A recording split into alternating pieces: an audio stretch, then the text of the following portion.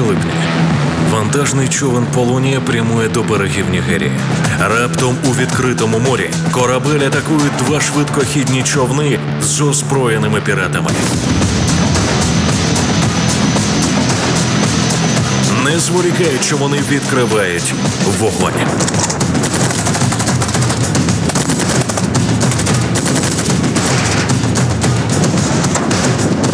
Не очікуючи нападу, за лічені секунди моряки опинилися у пастці. Нам приказали спуститься вниз на палубу. Били в голову, били в спину. Они били оружием, то есть это приклад автомата. АК-47, старый образец, дерев'яний приклад. Корабель піратів не цікавив. Їм були потрібні люди, за котрих можна отримати викуп.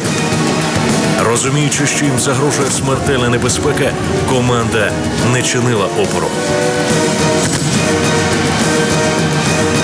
Протистояти піратам насмілився лише один – українець Олександр Чумаков.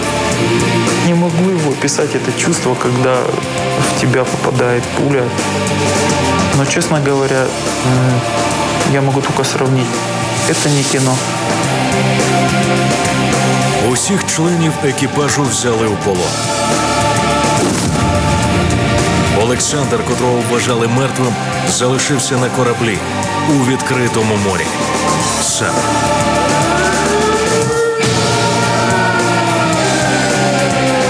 Попри вогнепальні поранення, важкий струс мозку та постійну кровотечу, за кілька годин Олександр прийшов до тями.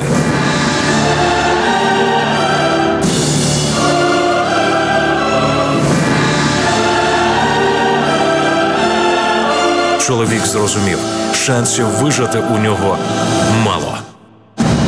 Я звонил тогда жене, обрисовал в 2 словах ситуацию, сказал, что так и так, попрощался, сказал, что там прости, если что не так.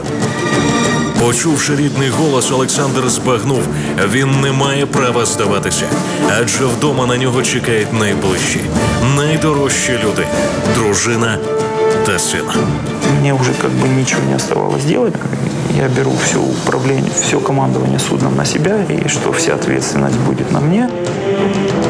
Корабель, яким зазвичай керують 9 чоловік, йому довелося вести самотужки. Я разбирался на ходу, литература, которая есть на судне, смотрел, пытался читать схемы. Одни клапана открывались автоматически, другие только вручную, и это все как бы уходило на это очень много времени, сил.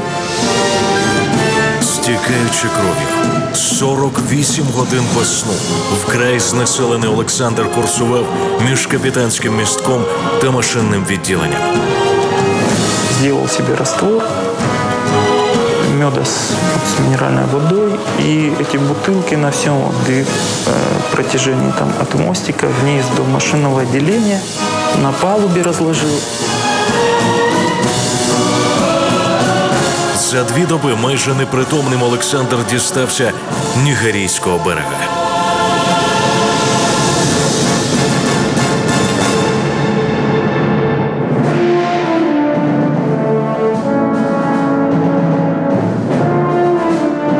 И когда он уже лежал в больнице, все пожимали ему руку, говорили, какой он молодец. В своих кругах они его прозвали Алекс Лайн, то есть Александр Лев, потому что не каждый человек, даже единицы, смогли бы спасти свою жизнь, спасти корабль. И когда я уже буду взрослым, я расскажу своим детям о том подвиге, который совершил мой отец. И я думаю, они тоже будут им очень сильно гордиться.